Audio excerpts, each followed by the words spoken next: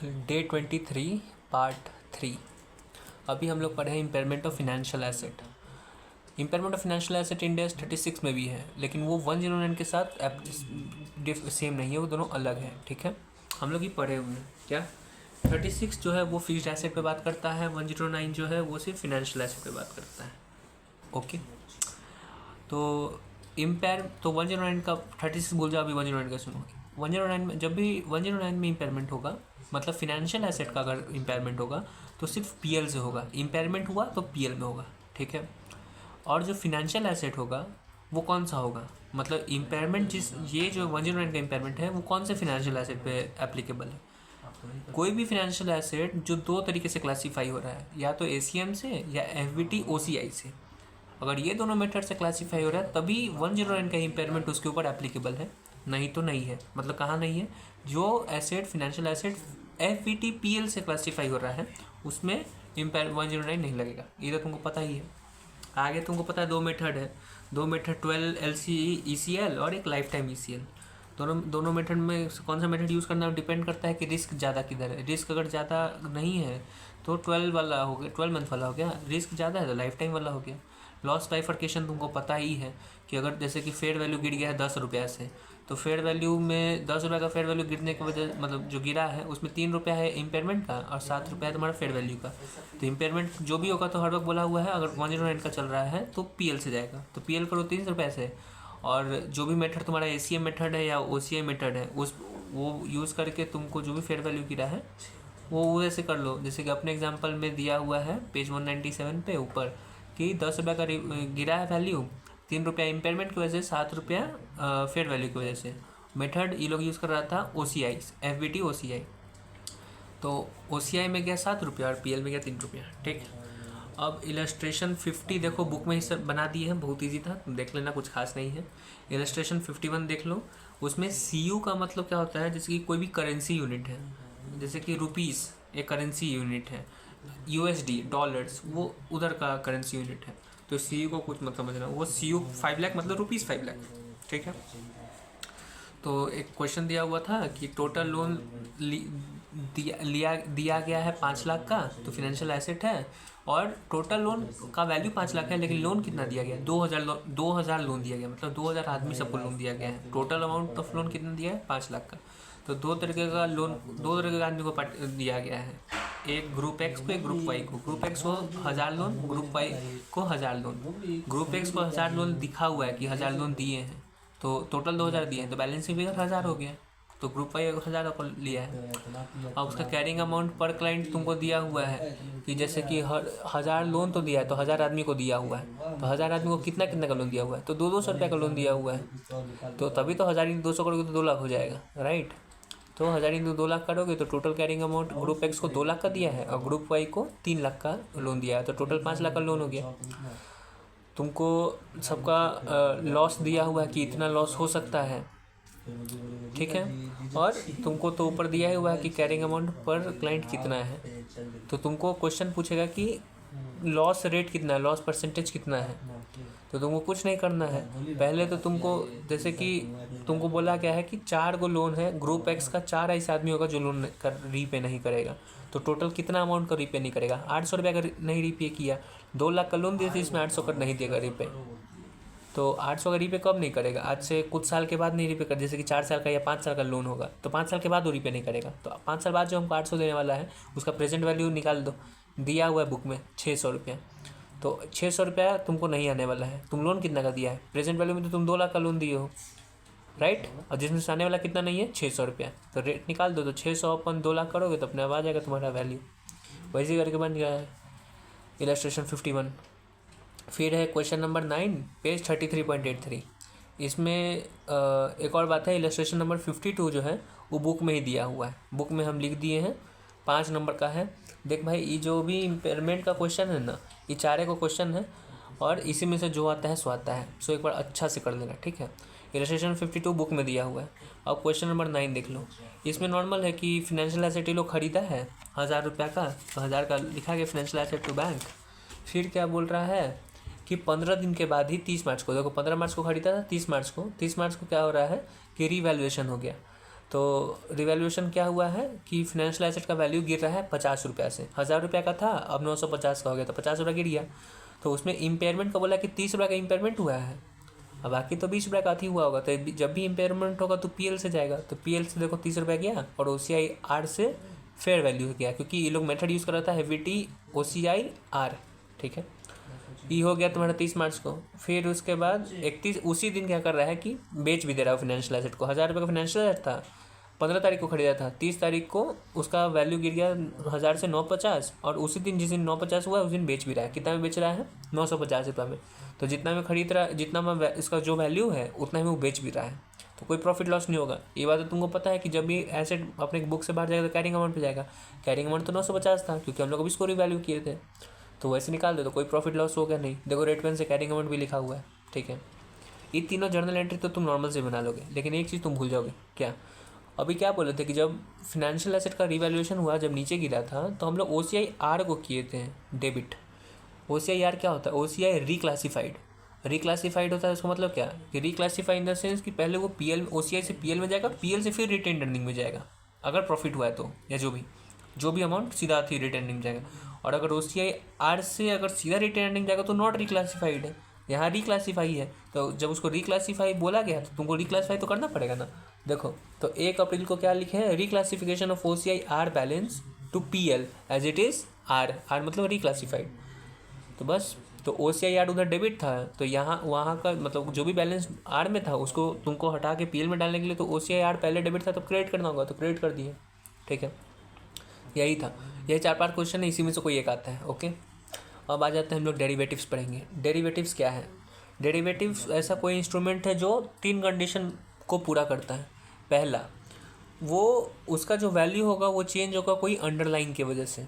Underline क्या होता है देखते हैं।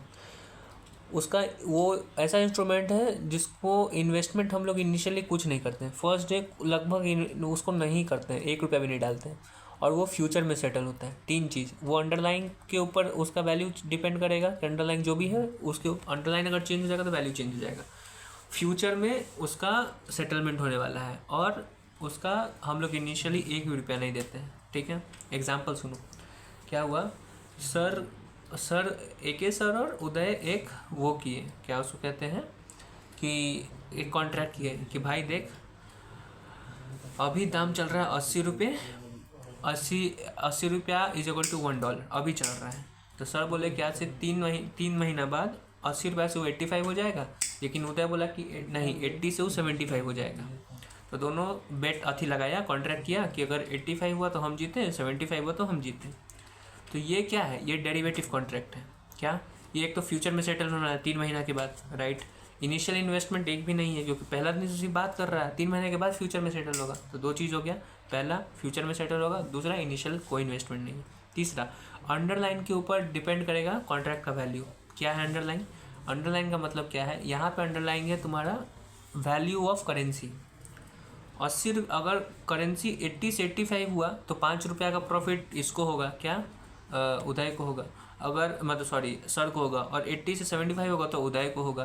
तो जो भी वैल्यू ऑफ कॉन्ट्रैक्ट है वो चेंज हो रहा है किस बेसिस पे? On the change of value of underline. तो यहाँ अंडरलाइन क्या है तुम्हारा? रुपीज़ या रुपीज़/डॉलर, मतलब रुपीज़ का value in comparison to dollar.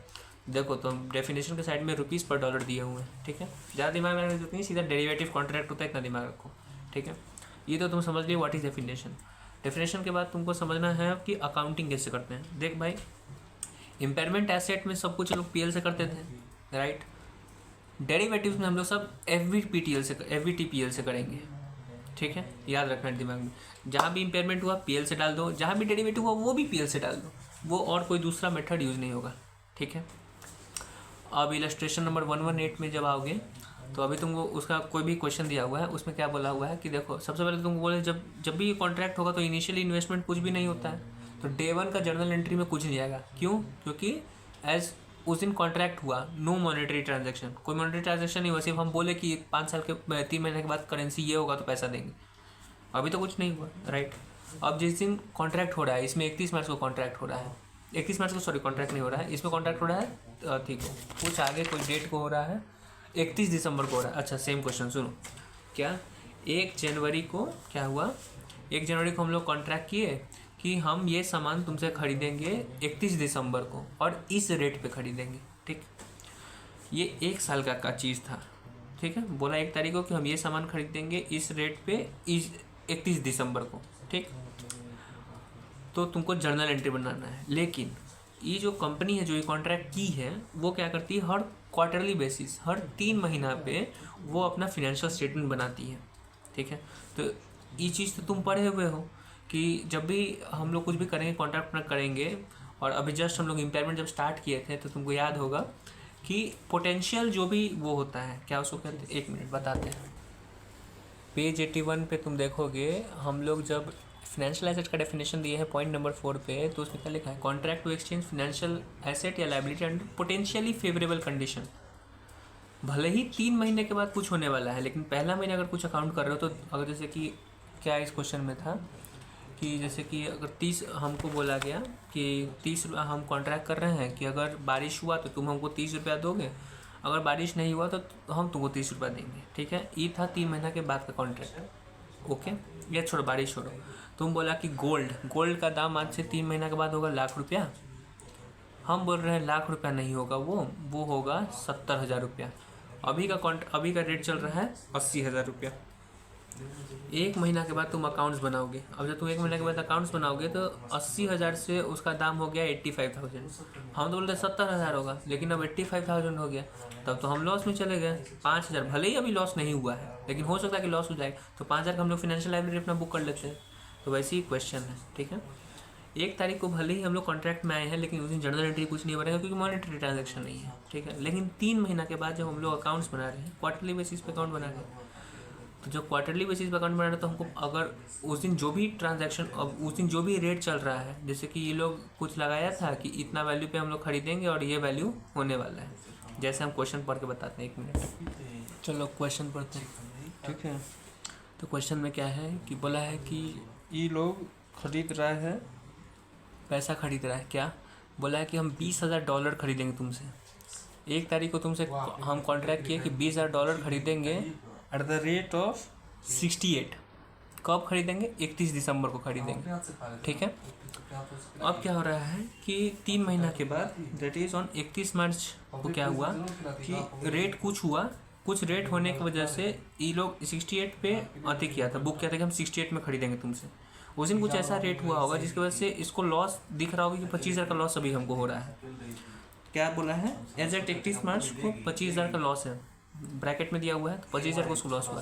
तो तुमको अपने बुक्स में 25,000 का लॉस को रिकग्नाइज करना होगा। कैसे रिकग्नाइज करोगे, पीएल अकाउंट डेबिट करोगे, क्योंकि जब भी डेरिवेटिव्स कॉन्ट्रैक्ट हो रहा है तो तुमको पीएल यूज़ करना होगा। तो पीएल अकाउंट डेबिट करोगे क्योंकि लॉस होगा, पीएल अकाउंट डेबिट। उस पर क्रेडिट किसको करोगे, डेरिवेटिव फाइनेंशियल लायबिलिटी को। डेरिवेटिव्स कॉन्ट्रैक्ट में फिर से बोल रहे, सॉरी सुनो, डेरिवेटिव्स कॉन्ट्रैक्ट में हम लोग पीएल यूज़ करते हैं, राइट, बिना किसी कन्फ्यूजन के, ठीक है। इसमें क्या बोला है कि 1 तारीख कॉन्ट्रैक्ट है, 31 मार्च को पेमेंट करना है बोला है, लेकिन 31 मार्च को कुछ ऐसा रेट के ऊपर नीचे वैसे लग रहा है कि 25,000 हमको लॉस होने वाला है। तो जो लॉस होने वाला है उसको हम लोग अब रिकग्नाइज करेंगे। कैसे करेंगे, पीएल अकाउंट डेबिट, क्योंकि हर वक्त होगा ये डेरिवेटिव कॉन्ट्रैक्ट में हम लोग पीएल यूज़ कर रहे हैं, तो पीएल अकाउंट डेबिट कर दिए। क्रेडिट किसको करेंगे, डेरिवेटिव्स फाइनेंशियल लायबिलिटी को। फाइनेंशियल लायबिलिटी अब हम लोग रिकग्नाइज करेंगे, बैलेंस शीट में डीएफएल आ जाएगा। 25,000 का डीएफएल तुम रिकग्नाइज कर लिया, ठीक है। 3 महीने के बाद फिर फाइनेंशियल अकाउंट बन रहा है, उसमें तुमको क्या पता चल रहा है कि 15,000 का लॉस होने वाला है। तुम अभी फाइनेंशियल लायबिलिटी अपना दिखा रहे हो 25,000 का, लेकिन अब सिर्फ लॉस 15,000 का होने वाला है। तो 10,000 का तो तुमको तो प्रॉफिट हो गया। तो तुमको जो डीएफएल जो था उसको तुम अब रिवर्स कर दो 10,000 से। तो जब 10,000 से रिवर्स कर दोगे तो तुम्हारा बैलेंस शीट में बचेगा कितना, सिर्फ 15,000 का। तो रिवर्स का एंट्री डीएफएल टू पीएल कर दिया। फिर 3 महीने बाद सितंबर को पता चल रहा है कि अब तुमको गेन होने वाला है 12,000 का। अभी तक तुम अपना लायबिलिटी दिखा रहे हो कि 15,000 का लॉस होने वाला है, लेकिन अब गेन होने वाला है 12,000 का। तो जो भी तुम्हारा लॉस हो रहा था, फिर उसको जो भी फाइनेंशियल लायबिलिटी दिख रहा था अब उसको रिवर्स करो। उसको रिवर्स करके अब फाइनेंशियल एसेट जो तुम्हारा गेन होने वाला है अब उसको रिकग्नाइज करो। तो दोनों को रिवर्स करके रिकग्नाइज किया है और वैसे रिजल्ट दिया है, ठीक है। अब 31 दिसंबर को स्पॉट रेट है तुम्हारा 66 रुपया। तुम बोले हो कि हम खरीदेंगे 68 में, कॉन्ट्रैक्ट है 68 में, लेकिन उस दिन स्पॉट रेट था 66। फिर तुमको 2 रुपये का लॉस हो गया उस दिन।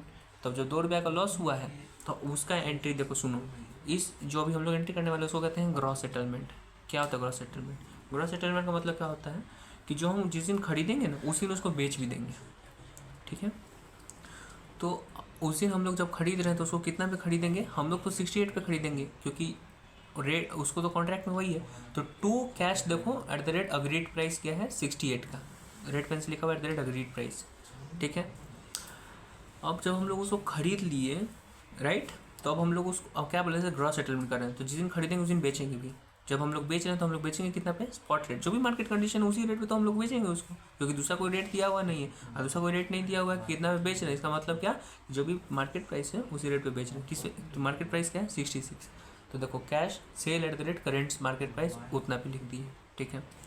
अभी हमारे बुक्स में फिनेंशियल एसेट दिख रहा था, अभी तक पहले फिनेंशियल लाइबिलिटी दिखा 25,000 का, फिर 10,000 से कम हुआ तो 15,000 भी दिख रहा था, फिर उसके बाद फिनेंशियल लाइबिलिटी खत्म होने, फिनेंशियल लाइबिलिटी भी खत्म हो गया और फिनेंशियल एसेट आ गया था।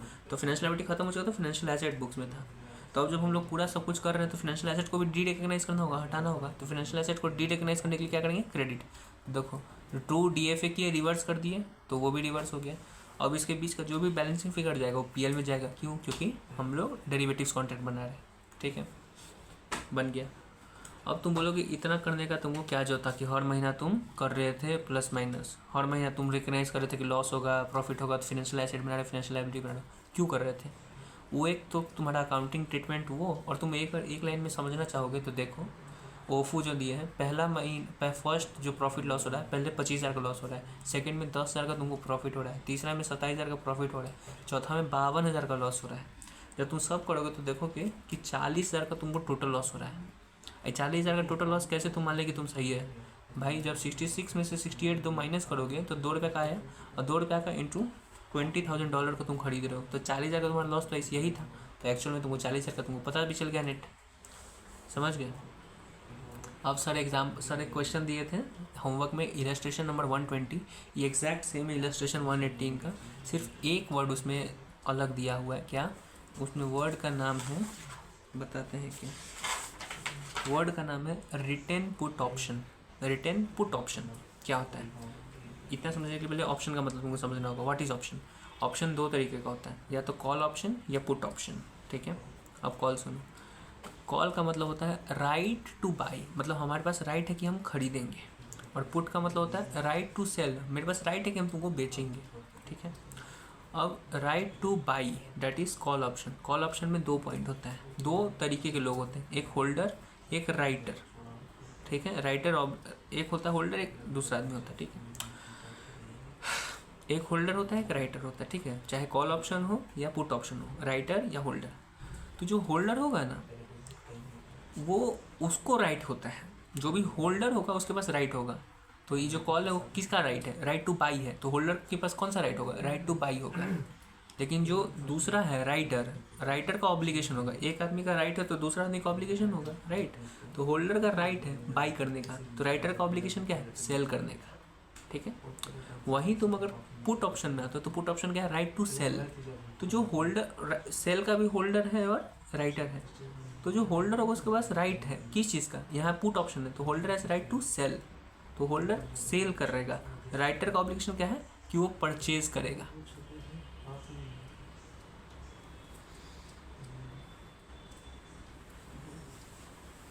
ओके, तो यहाँ पे क्या दिया हुआ है, रिटेन, क्वेश्चन में क्या दिया हुआ है, रिटेन पुट ऑप्शन। रिटेन का मतलब क्या है, ऑब्लिगेशन है, और पुट क्या होता है, परचेज का, तो उसका ऑप्शन है कि वो खरीदेगा। ओके, पुट का मतलब क्या होता है, खरीदेगा।